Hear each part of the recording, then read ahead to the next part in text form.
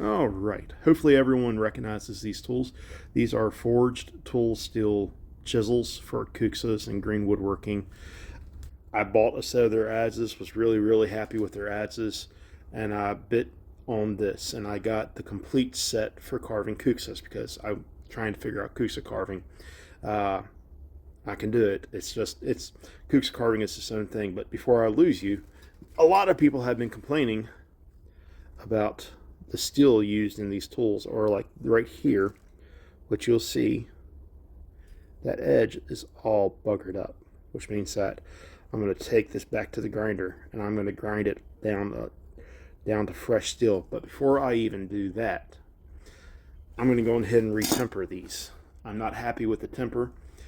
Even if I'm using a hammer to carefully hit on this, you should be able to tap it with a hammer, with a mallet, and use them for that.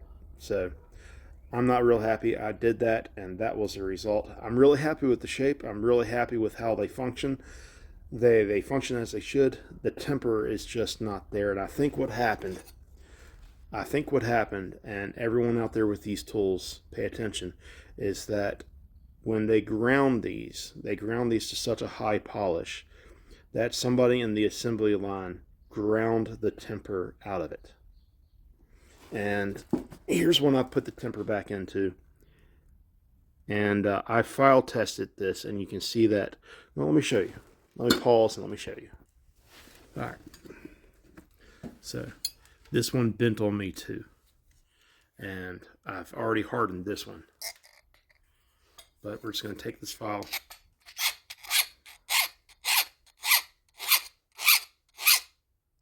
And you can see that line where it's biting.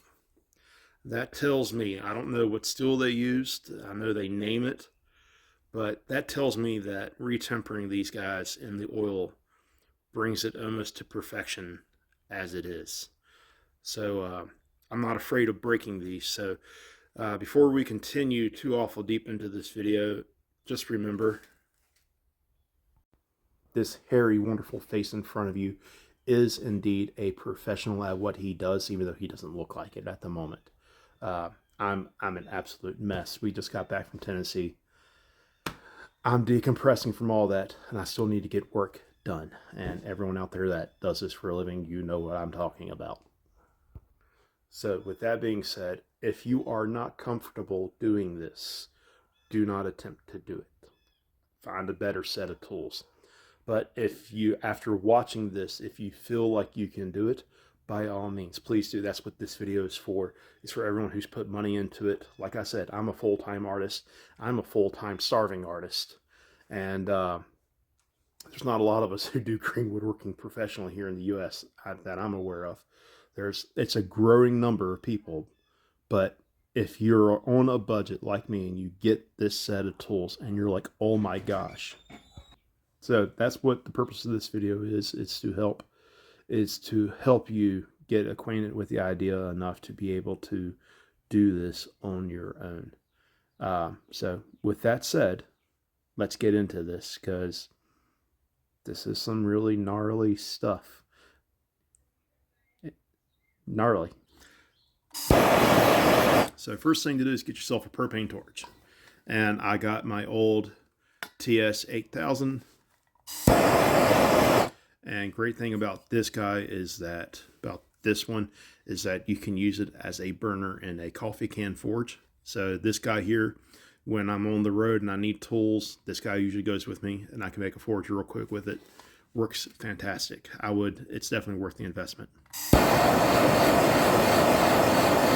10 years later, I've never had to replace the striker in it. So what we're going to do is we're going to do this bit here on camera. And I'm going to go through all of my tools because I'm not sure where it ends, but I'm just going to do it all. That way I know all of my tools are on the same plane. So we're preheating the metal. We're getting it used to the fact that it's about ready to be changed on the molecular scale.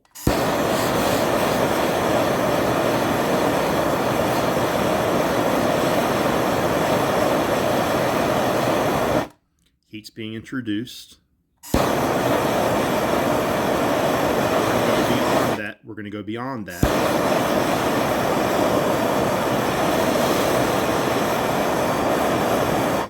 One thing to notice is that you'll notice that my finger, I'm grabbing it by the steel, not by the handle. This allows me to gauge the heat in the steel. My fingers are my hand is the gauge for everything I do.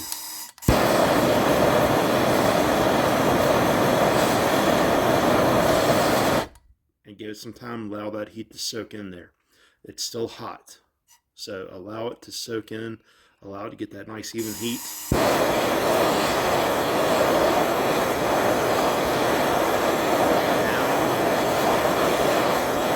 Now we're going to take it up to orange.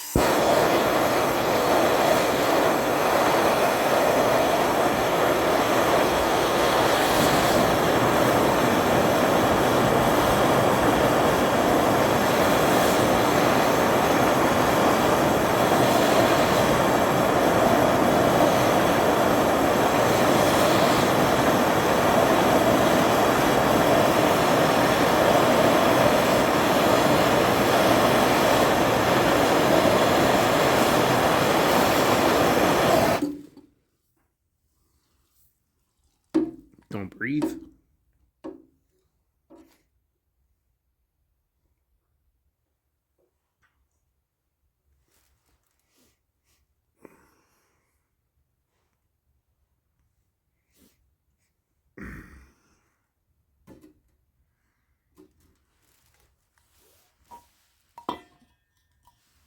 All right. For everyone wondering about my quench, this is unfortunately a mixture of motor oil and vegetable oil. The motor oil is almost gone, and I've been really thinning it down with the vegetable oil. So I use what I have. May not be the greatest, but I was going to do a water quench on these, but I'm not so sure about the steel in this. So whenever you're not so sure about the steel, break out your oil quench. And this here is just a 50 caliber ammo can. I do all my knife quenching and everything in this. A lot of my tools get quenched in this concoction.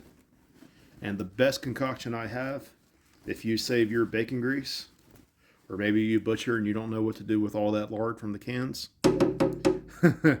it makes bacon grease, lard, it makes great tempering. It makes a great tempering oil, and you don't have to preheat it. You just sink it in there and let it cool. So now I'm going to clean this off.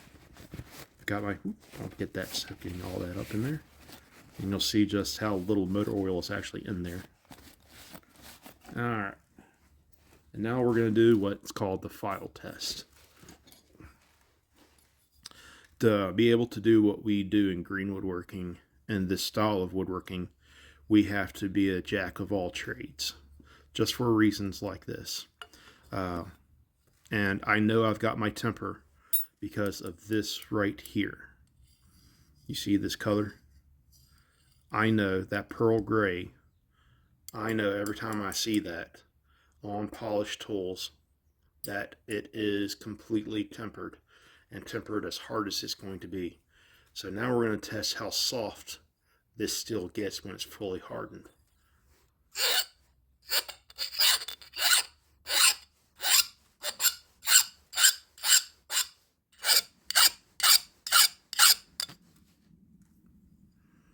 And you see it's actually cutting into it.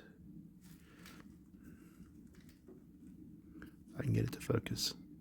See, it's cutting into it. So every one of these, I'm going to go through and I'm going to do every one of these. Same process. Allow that heat to set in there, because remember, this here is winter in Virginia, and it's been cold. It's 50-some degrees, but this metal is still ice cold from being in storage. So we're just going to heat this up nice and slow. Nice and slow. Slow is the name of the game with this.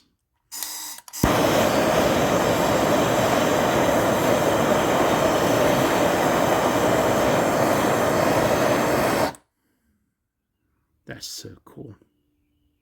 And we're going to temper it right around in this color range right here. We're going to temper it in that straw. I would almost wager that they tempered it in the purple. I'm going to go a little higher on one of these, on all of these actually, and do it all on this color right here, that nice straw color, or that light straw, because each one of these colors tells you about the hardness of the steel. Like, I know you didn't sign on for this, but hopefully I haven't lost many of you. We do appreciate everyone who does hang around. So let me show you these colors. We have, that's hot. Okay, here we go. So, colors for woodworking tools. Are you ready for it? This here is your polished steel surface. It's still going to be brittle hard.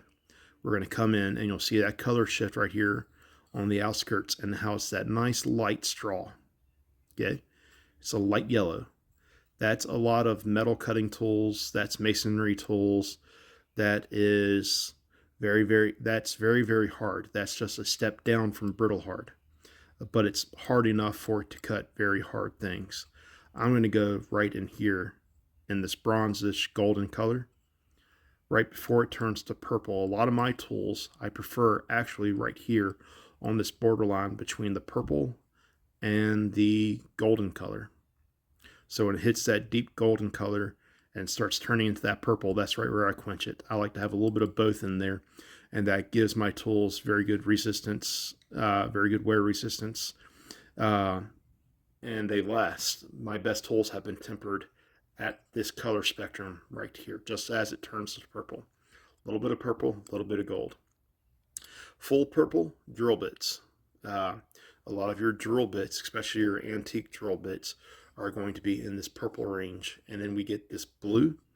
So, you know, for the purple, a lot of your impact tools, chisels and things like that will be at the purple range. And the blue is going to be this blue right here, that nice deep royal blue is right about where you want your axis. You want your axis to be just behind the purple or just on the outskirts from turning blue into the purple. So you want it that really deep royal purple or that really nice deep royal blue. You know, any lighter and everything gets way too soft. And let me show you. I've knocked all the temper out of this tool. If you put a chisel on the grinder and you grind and your tool comes out with that color, you need to do this process. I'm actually fairly impressed. So you see it's taking a bit more of a bite, but I'm not feeling a lot of difference. Oh yeah, there's, okay, scare me.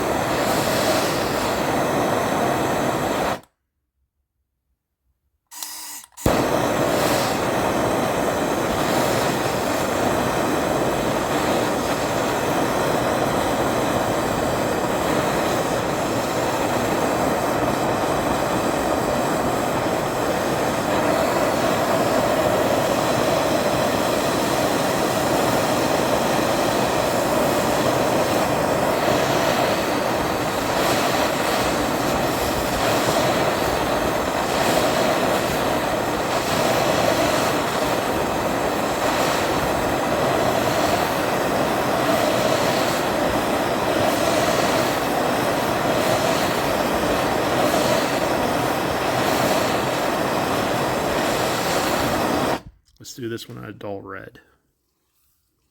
Don't breathe.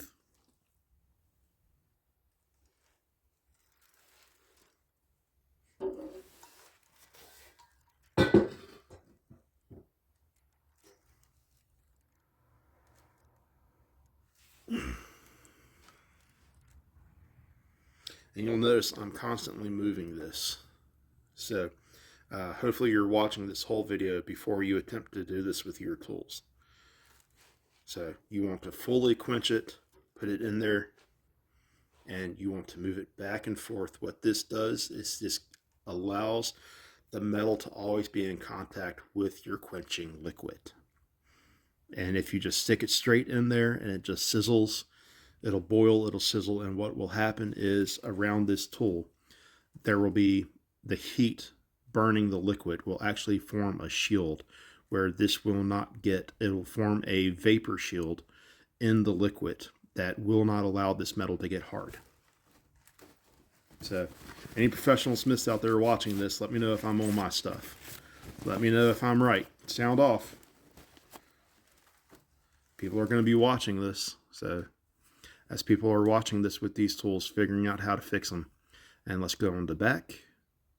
And you'll see that I only got a little bit of that. So let's take it up a step. I'm not really happy with just that little bit of gray. So let's take it up a little bit higher. Remember, we're working with steel, and it's very much like working with wood. As long as you know what you're looking for, it'll teach you. And I'm going to experiment. I've had great results with going up to the orange heat. So now that's what we'll do. Let's go on ahead and undo all this, burn it off, and requench it again.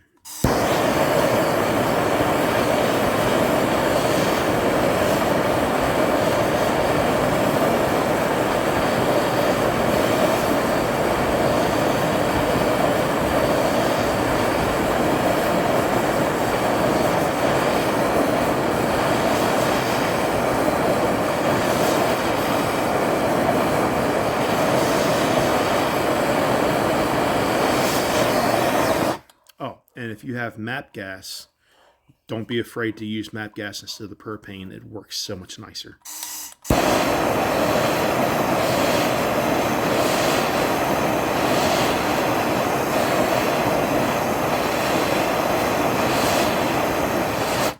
What I like about the propane tank, though, is that it takes slower to get the heat. And I do a lot of my tempering, a lot of the final temper, by torch. So this allows me to sneak. This guy allows me to sneak up on those colors I was showing you. Whereas the MAP gas, it takes it over. You can go way too fast with the MAP. But for this, for heating it up to orange and doing the initial quench, the hardening quench, abso-freaking-lutely break out the MAP gas.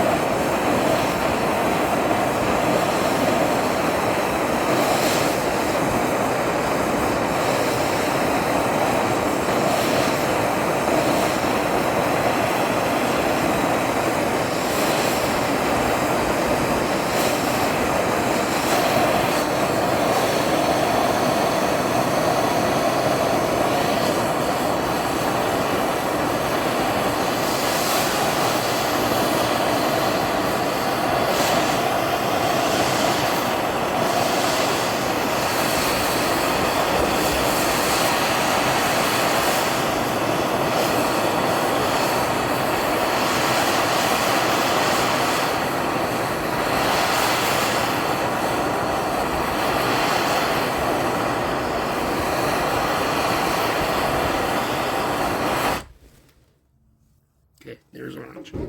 Woo! Take it out. That was exciting, wasn't it?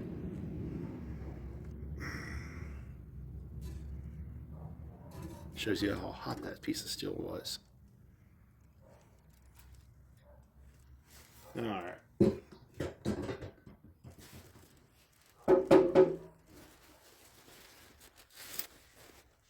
Here.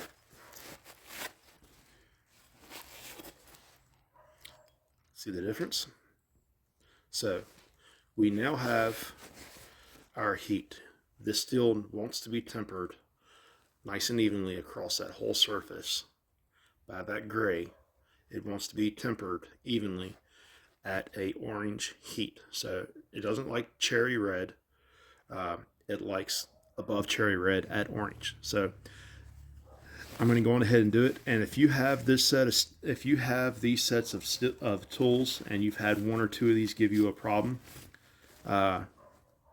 or maybe you haven't had them give you a problem at all, you know, please feel free to leave comments in this video about these tools if you have them. Like I said, I think something's happened in the manufacturer end of it where they've been grinding because these things are so thin. it's very easy on the grinder to really knock that out. I took the first one I showed you, I actually put that on the grinder and it went instantly blue. So I'm really happy that they did the hard work, which is make the tool and get the tool out and get it ground down to shape and get it polished. But somewhere along the line, I think a lot of the metal in the polishing got way too hot. I don't think this metal likes the grinder very much. So I'm going to hit the rest of my tools and always do a wrong way.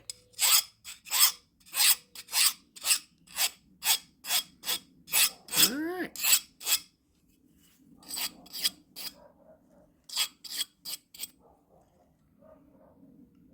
All right.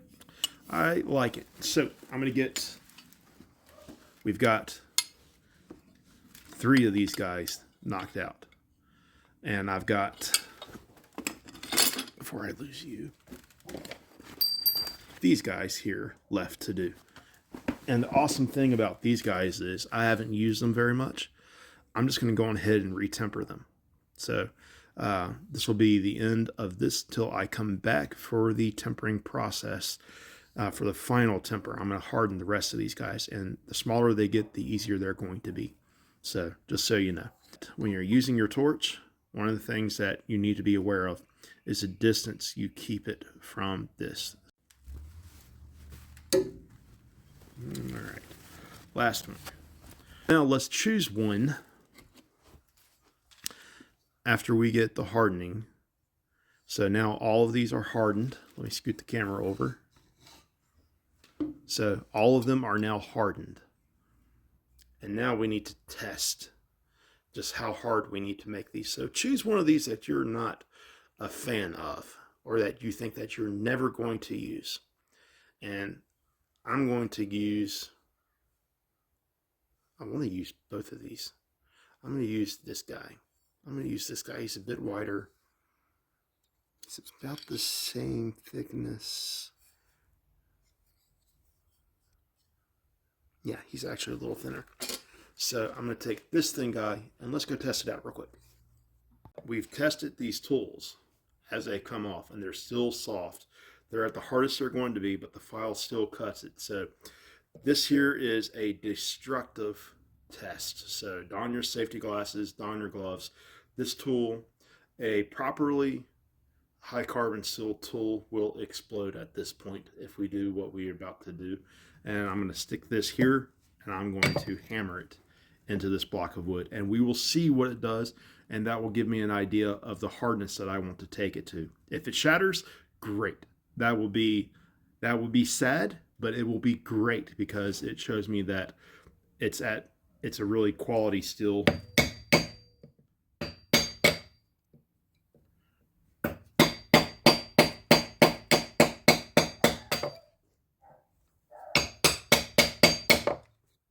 And we're going to use it.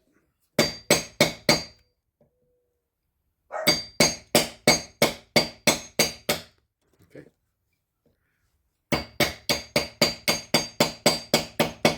And I really love, I'm upsetting our puppy. You're all right, Cooper. What I really love about these tools is how they follow that track. Like, these are, even the budget model is worth having. And now that you've watched this video, you have that trick.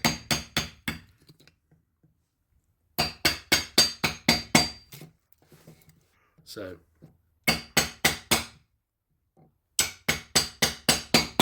this confirms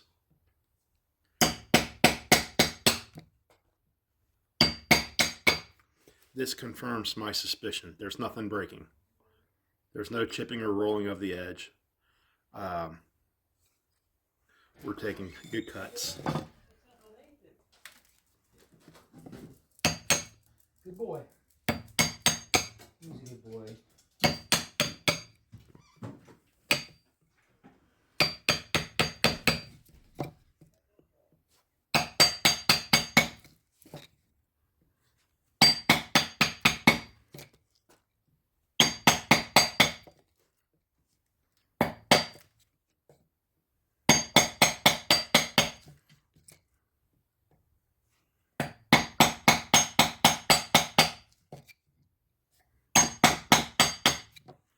Now, mind you, the dog Cooper had to come out and see what we were doing. So we're going to readjust this. And you can see I've been working on it while the video was on pause and explaining to my father-in-law what I'm trying to do. So we are trying to break this tool. And remember, if you've got these tools and their edges are doing all kind, don't make it worse by continuing to try to use it, by grinding them down, doing all the stuff you want to do, and trying to salvage them because the temper is wrong. So you want to reestablish temper in these guys. And it's scary being able to do this.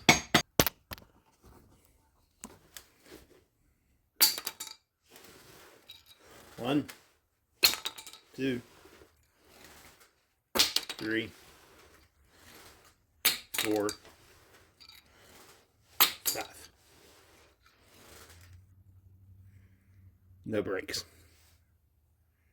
No breaks.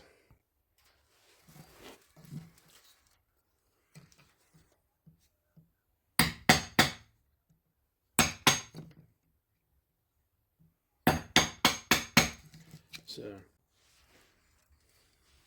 choose a different one.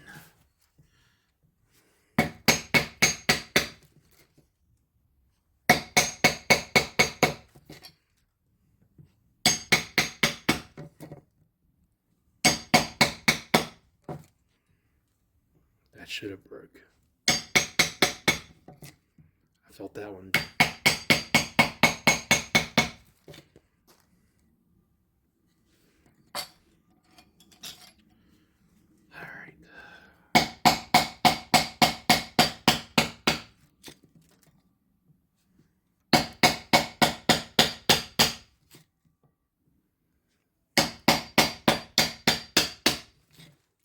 Y'all?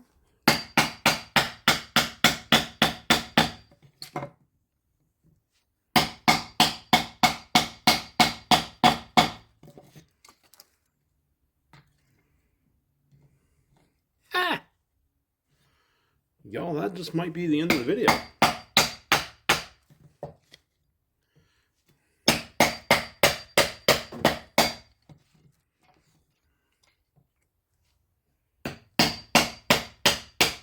And it was under these cuts.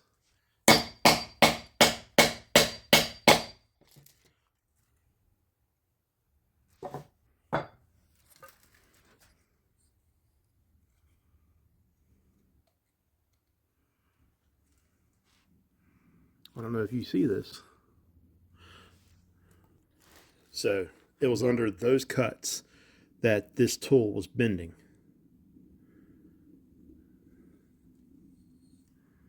And you'll see right there, I have a little deflection.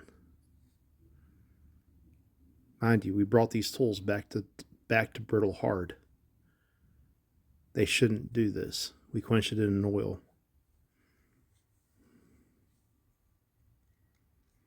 But I will take that over what it did prior. And that tells me right there, it's still got that edge. So, was this the big guy that I had actually...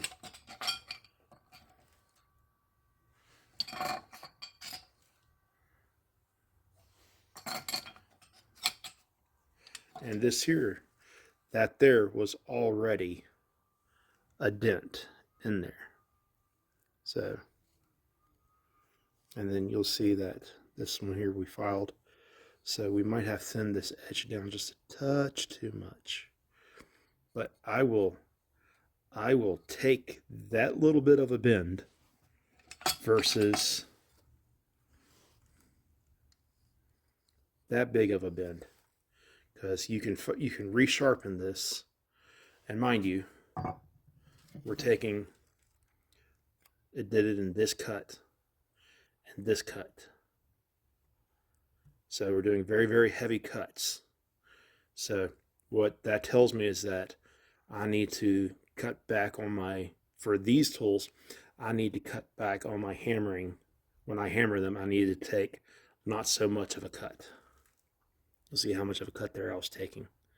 That cut there was too much for just about any thin tool. And like I've said before, I'm happy that they bend rather than that they break. So for final notes on this, to get the oil off, just take some sandpaper, some 1000 grit sandpaper, and sand it back. Or if you want to risk putting it on your grinder or a grinding wheel or something, for me it would be like the belt sander. Very carefully, 1000 grit, take all the backside of this stuff off, hit the inside a little bit with some 1000 grit sandpaper, and just knock that off, and you should be good to go. So,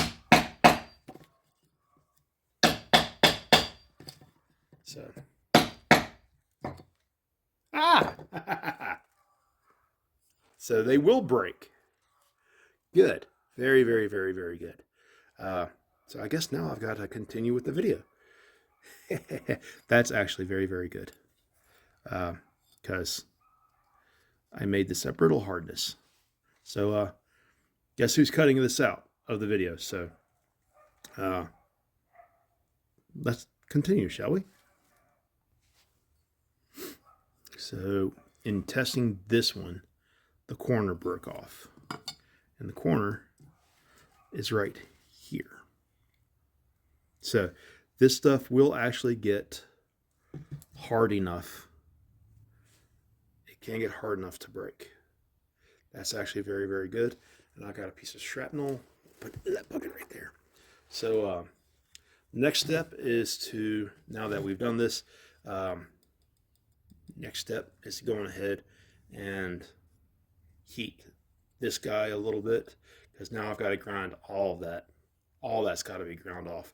Or what I'll end up doing is, because it's at the corners, I can end up, because I might not want to grind all of this, I might just end up grinding these corners off and then just grinding that back. In fact, that's what I'm going to do. I'm not going to grind all of this steel off, but let's get this black coating off and get you ready for the next step of the process, because these big guys, that's what I'm going to do. I've already gone through all these tools. I've not had an issue, but I did have an issue with this guy. So let me show you how to fix that. Sandpaper. And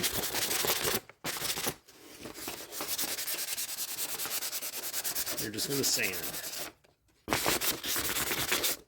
You're going to sand all that off. You're going to get right down to the surface.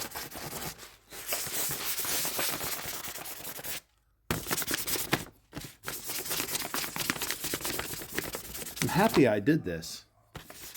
I was filming the introduction, and that piece broke off. And I'm happy that it broke. I'm sad that it broke off on the big chisel, but I'm happy. All right. So,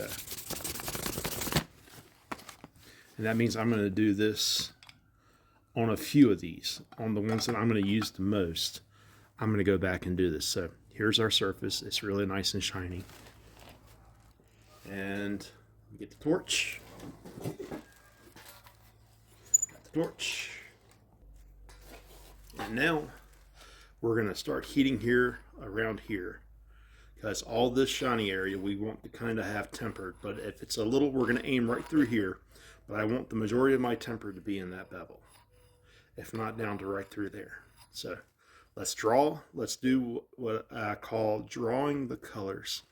And we're going to temper this by color. This is a very old school method of doing it. And you want to be very, very slow. You don't need, it does not take a lot of heat. Slow is the way to go here. Slow as molasses in winter. And I'm not a person that likes to be slow.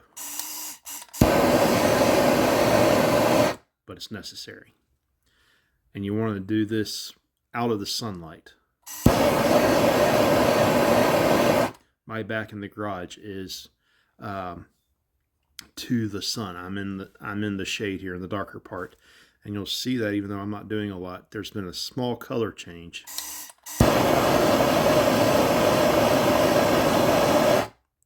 Do a little bit at a time. It does not take much.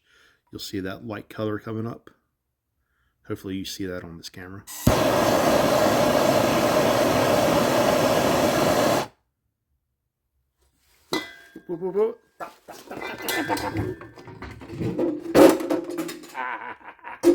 Got it. Got it. What do I do with my rack? Where'd my rack go? There it is. There it is. Sometimes you have to move fast. Do you see how fast that was?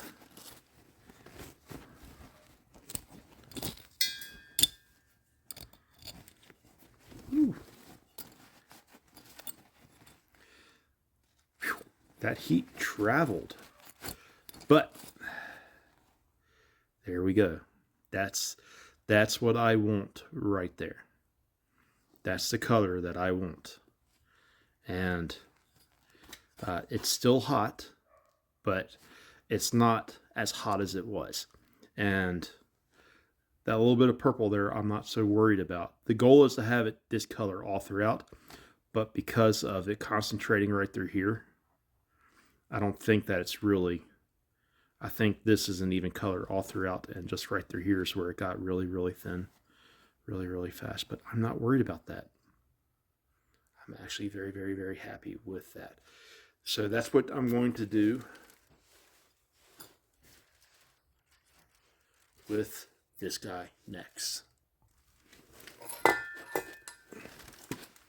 And after this, after we do this one, I'll show you how to fix that chisel on the grinder real quick. Mind you, now hold your heat. You saw how fast it traveled to the edge. Always have this open and at the ready. Keep your heat. You'll notice that now that I know how fast that heat's going to travel, I'm keeping my heat right down in here. And I'm scared because I don't want to melt this epoxy. It's good. So, but if I melt it, I melt it. I care about the tool more than I care about the darn epoxy.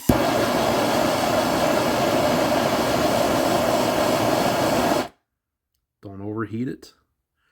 Wait for the color to try to rise. That heat's going to go to the thinnest part.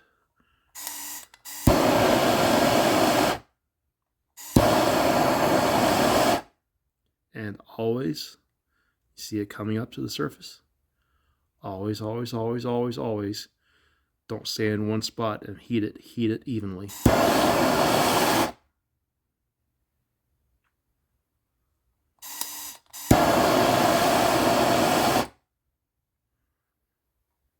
Take your time. Don't force it.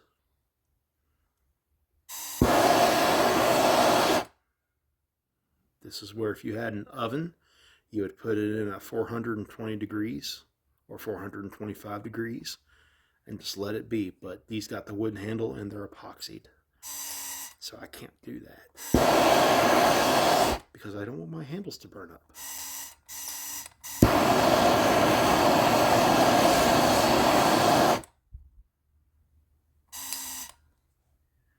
All right, you see there how it's definitely gotten, that color is definitely changing. Get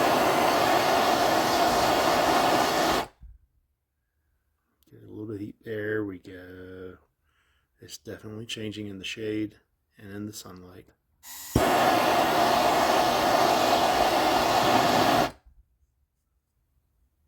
Epoxy is doing really well. There's the color I just about want. And you'll see it's getting darker now on its own. Get a little bit more heat.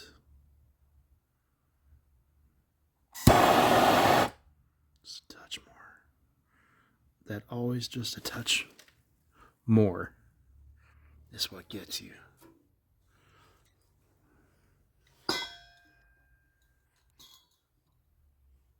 So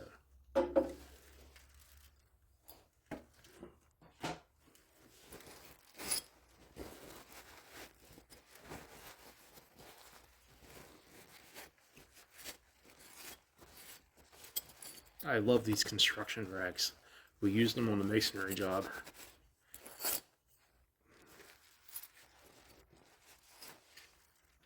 And they work wonders. So there's our temper. So that should do well in providing toughness, durability for this steel. So let's go to the grinder. I'm going to finish the rest of these up because now that I know that these can break, now that we know through the testing, always test, because you could be in the middle of carving and this happened to you and oh my gosh, you know, you want to do all of your testing, even if it hurts you a little bit. Just remember, these are a budget tool. They're a budget tool. So you kind of get what you pay for, but there are things that with the right skill set you can do to help amplify the workability of that tool and be able to use it to make a profit at whatever it is you're trying to do. And for me, it's carving. It's using these to help shape the inside of kuksas. So, yeah. So let's go to the grinder, but I'm going to get the rest of these done because I don't want to be having to go to the hospital, have steel taken out of me, or God forbid, I'm at a demonstration showing people how to use these and they shatter and go into the crowd. Don't want that. So I'm going to be safe rather than sorry and go through this whole process with all of these chisels. And we'll be back. All are down to an even color. That's what we want right there.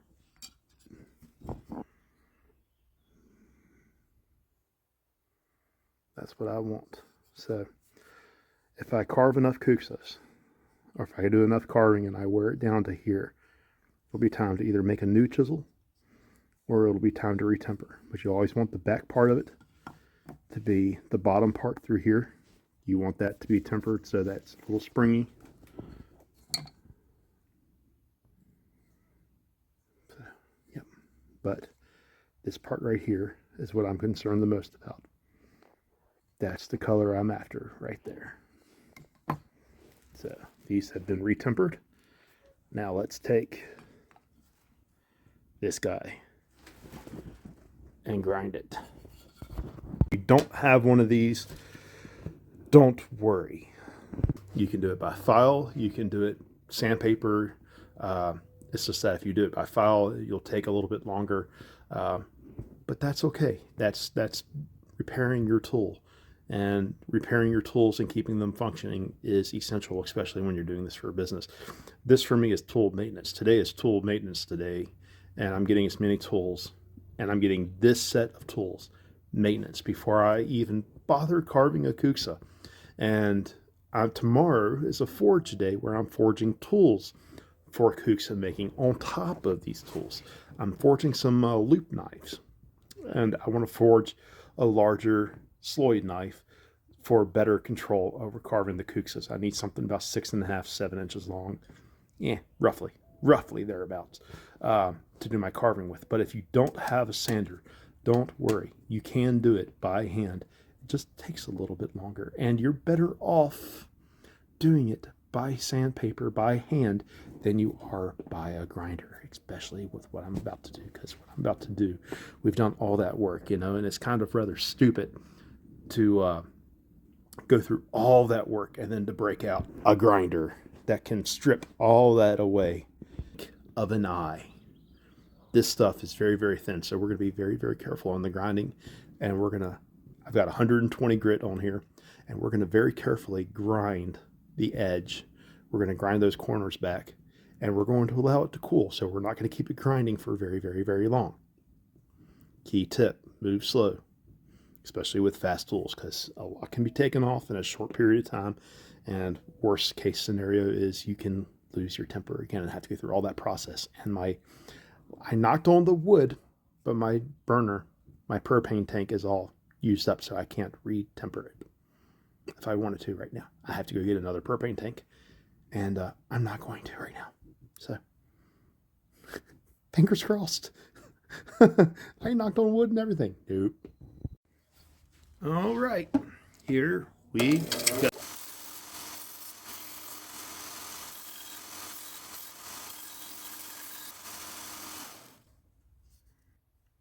there. Yeah, so right there, you can see it in the light, is the damage that our tool took. So you can see the profile I'm giving it. And I don't want to go all the way to the bottom of that thing, but I also don't want to shatter the tool. I'm just gonna grind this off. It makes me cry, but gotta do what you gotta do.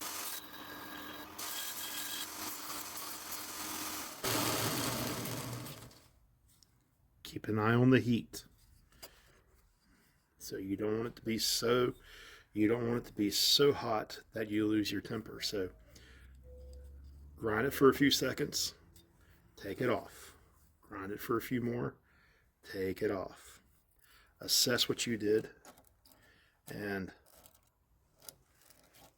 assess if you can. Let's try it.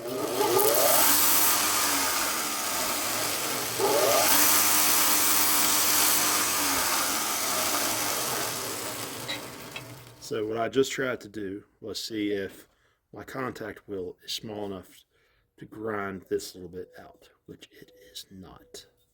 So let's go get the Dremel. All right. This is my Dremel tool. And Mama Shannon, I'm using it. Turns it on.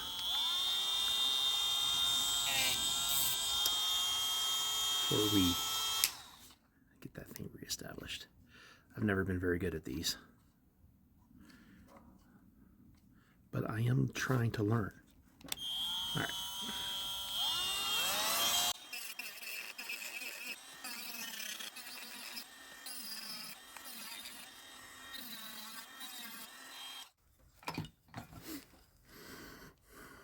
There we go. Still a little bit of a dimple in there, but we are good to go. And now you can keep working on the inside, but now that we've got the inside established, we don't need to tackle any more here because it's getting thin. It's getting thin right here, and then it gets wide out here. So we need to work because we've taken this and we've added wings to it.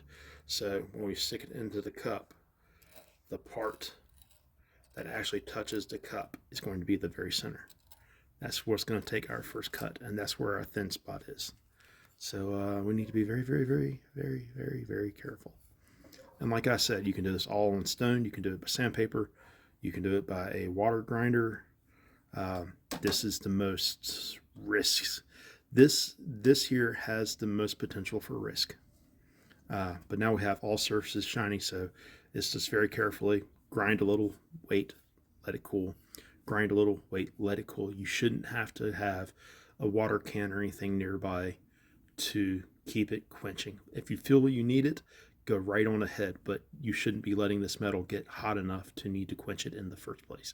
And that takes skill, that takes patience, that takes time. So however you can knock this back, knock it back. But we've got our thin spot right there, and let's get it done. Very slowly, very carefully, but let's get it done. I hate power tools, but I have to use them. I hate them, but I have to use them. We're still okay. Cool. I've got it plugged up. And did I mention I really don't care too much for power tools? I use them out of necessity, not that I like them. Like blacksmithing and stuff, I like using this thing. It makes a lot of work rather than just file, but you know, this is where it gets dicey.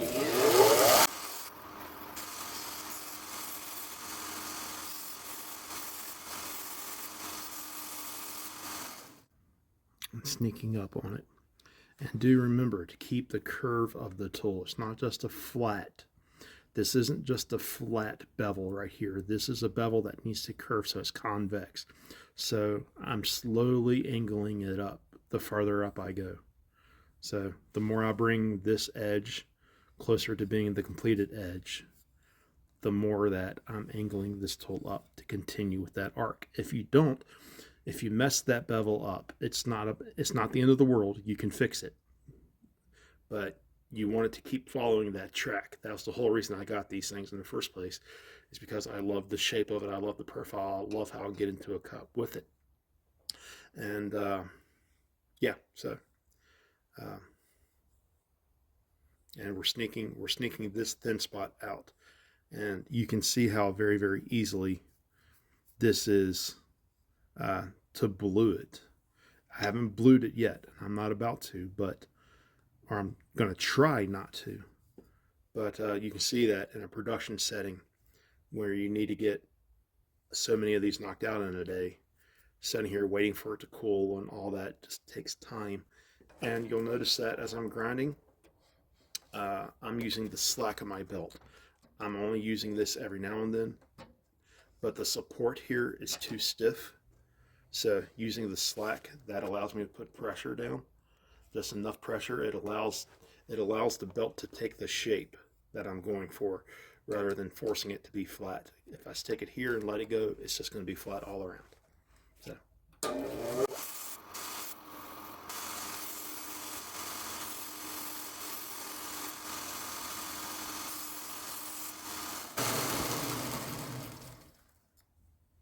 All right, I've brought my burr. So what we're going to do is reach back here and grab my 1000 grit wrapped around the stick.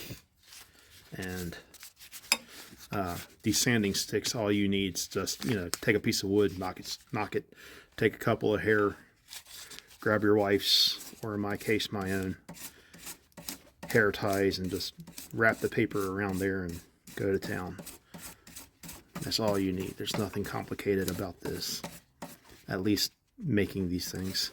And if you got hook tools and tuka cams and loop knives, all that stuff for spin carving, kuksa carving, a lot of hollowing green woodworking, vessel type green woodworking, you're definitely gonna get really good at making these really, really fast. So.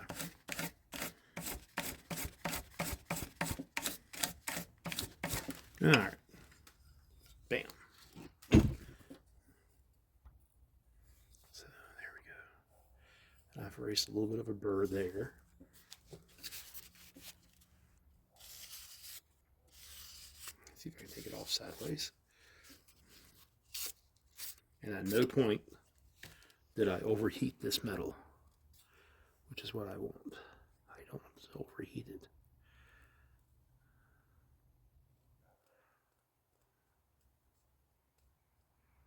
You don't want to get it so, ooh, that's sharp. Okay.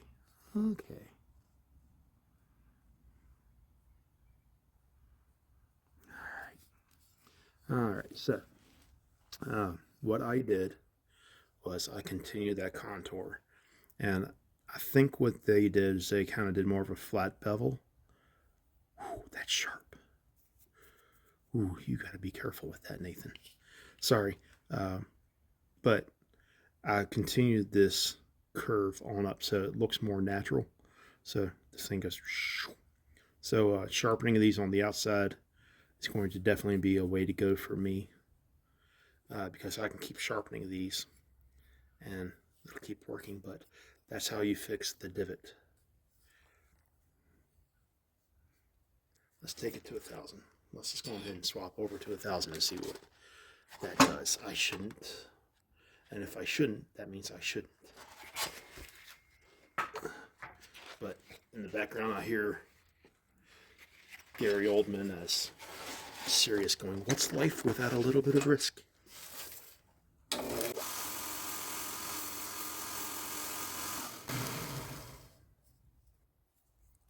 right.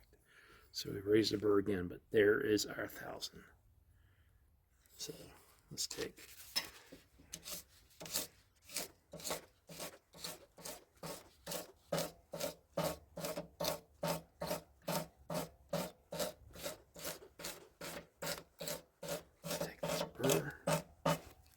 break that burr off. There we are. And there's now no burr on this. And she is sharp. Okay, so now.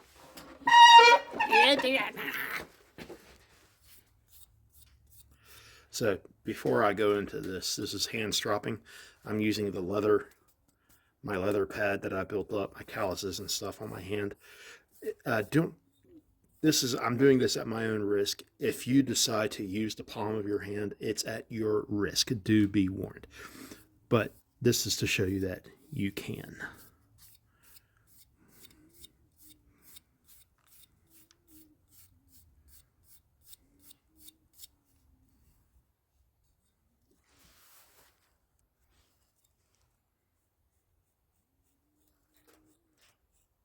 See the hair coming off? Yeah.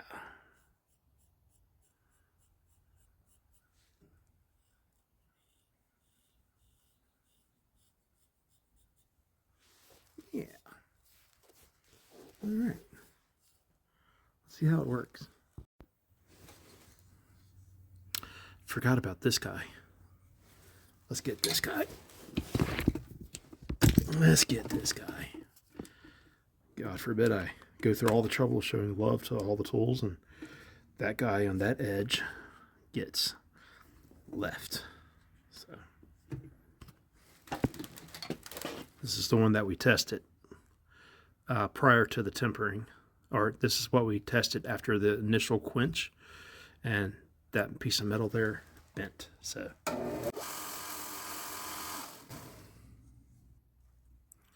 again, we're following the curve, and I just went ahead and did it at 1,000, and we can go through the whole process and you know, rather than just go straight across like we did there, we can reprofile these tools. So at this stage, if you like the idea of reprofiling, so you see how the wings drop. So cutting back these wings actually helps out the performance of some of these tools. Should help out the performance of these tools by cutting these back. I'm going to set these guys aside and test him, and we're going to test. We've tested all of these, and keep your edges. You know, at this point, you can go through and go back and grind your edges, get them nice and sharp. But let's see how it does now.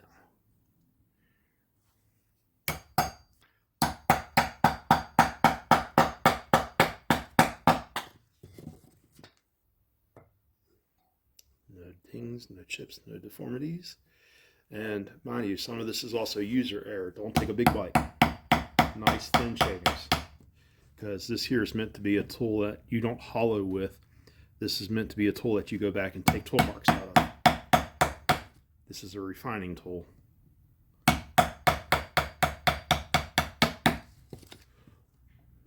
Or so I need to tell myself.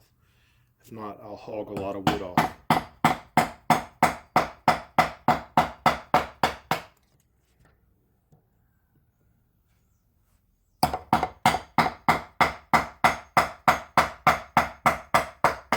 And green. No deformities. Looking good, looking good, looking good, looking good, looking good. And you'll notice as I'm taking my cuts. Let's take this bit of splintery. The grain changes from here to here. So you got a grain change here and a grain change here. So coming here can help. Coming here vertical with the grain can cause splits. It can cause tear out. It can do all kinds of nastiness.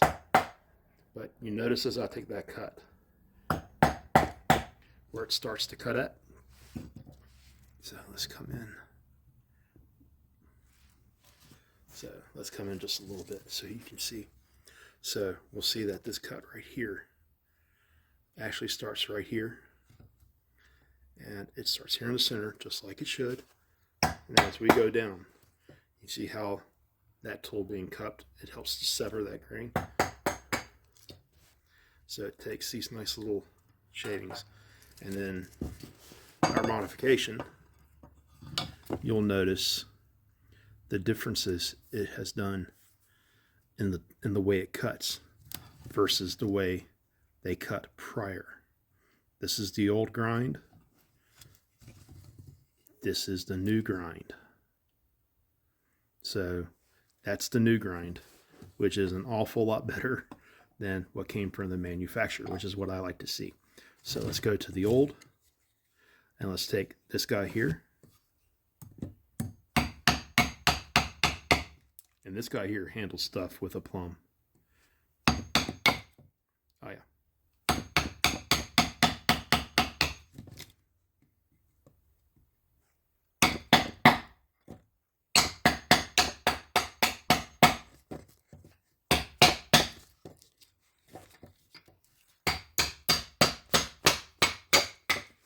And that's the beauty. That cut there that we just did, these chisels are meant to. That's the cut they're meant to do right there. We'll come back out. And mind you, I should have this locked down in the vise in the bench here. But we're just testing cuts. Oh yeah. Oh yeah.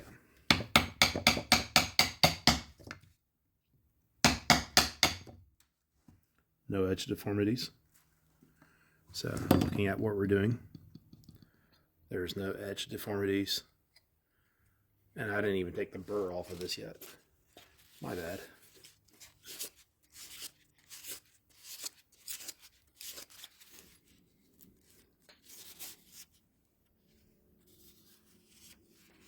All right.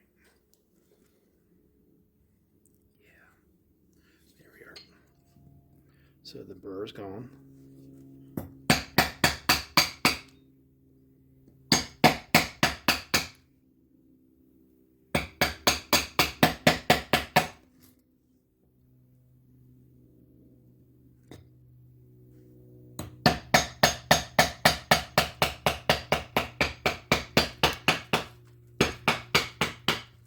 And it tracks beautifully. So that's, you should be able to start at the top, swoop all the way down, and follow that bowl down to the center. So that's how people like Alex Yerkes and others, that's how they get the flowers, is they go to the center. They'll take their chisels and they'll go all the way around to form the petals. And as they get closer and closer and closer, as the bowl takes more shape inside and it gets deeper and deeper, you can get closer and closer. And then once when they finally connect, you're using the shape that you've created to form that rose that comes out, that flower that comes out. It's just keeping all those fibers connected to the end. But you do that by needing a chisel to follow that swoop all the way down. And that's the cut that it excels at. And that's the whole reason I got these things, was just for this one cut right here. Because this evens out the wall of the bowl.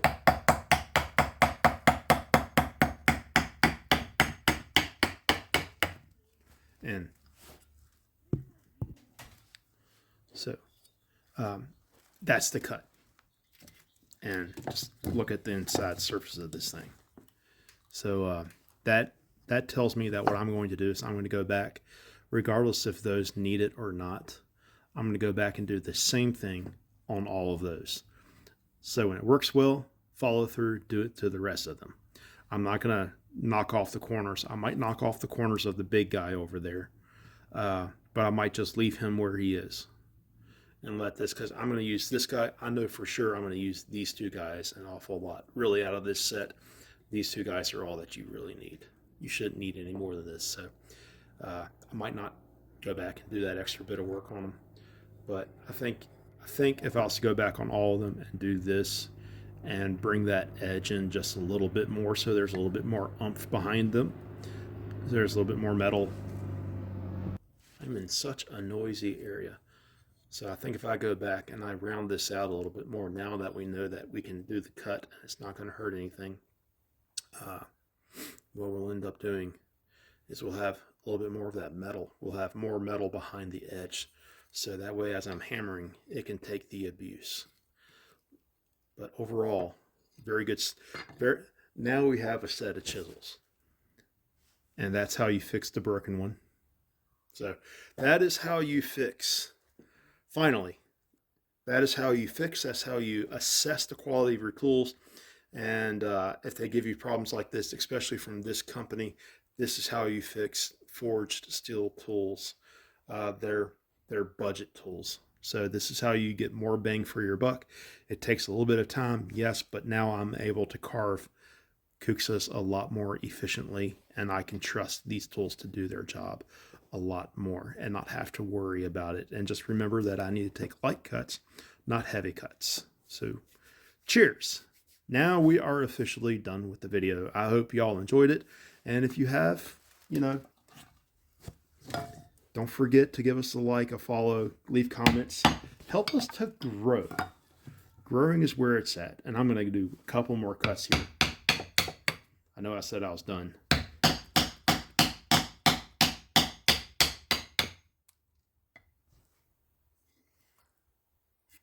Always testing. Always testing tools. Using them will test them enough.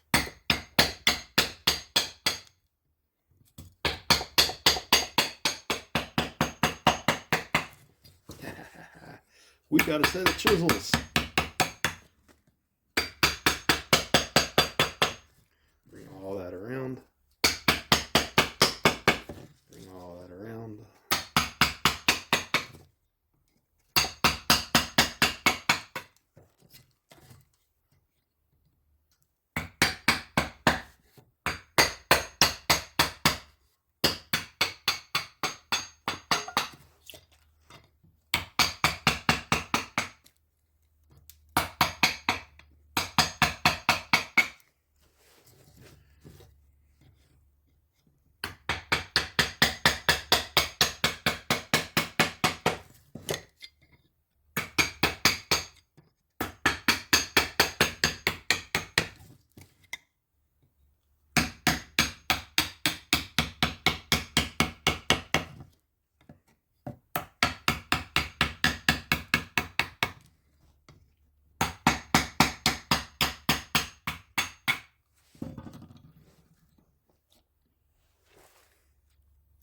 Flour.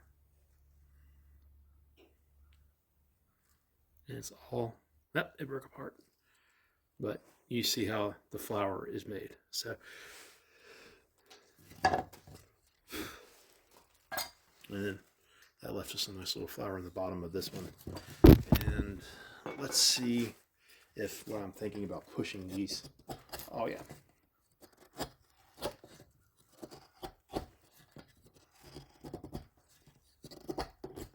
I'm still prone to using the hammer. I see chisels with a ferrule on top, and I'm like, oh, they're meant to be hit.